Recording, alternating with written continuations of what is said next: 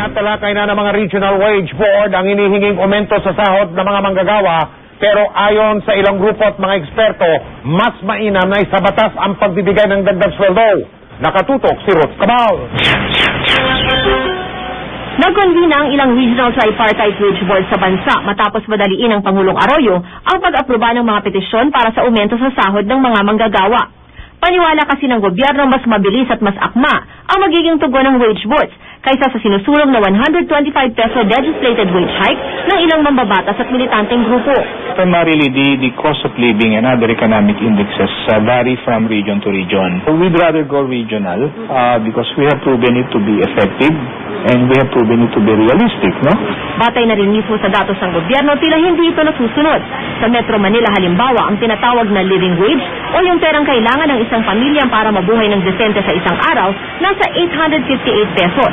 Ang minimum wage dito, 362 pesos.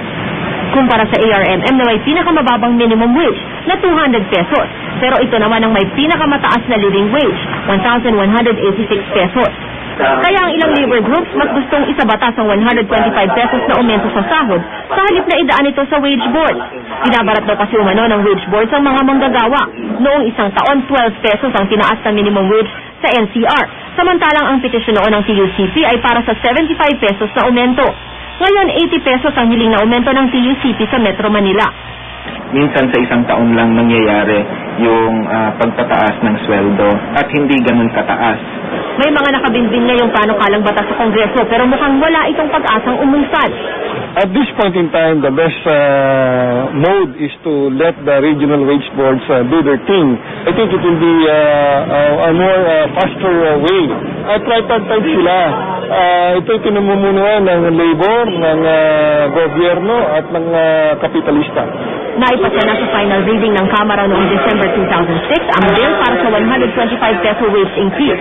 Pero nirecall ito. 2007, nagsampa ulit ng halos kaparehong bill si Congressman Crispin Beltran. Pero di pa ito dinidinig ng Committee on Labor.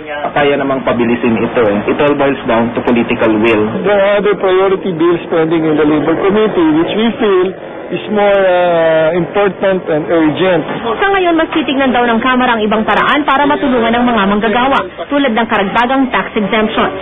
Ruth Cabal, Nakatutok, 24 Oras.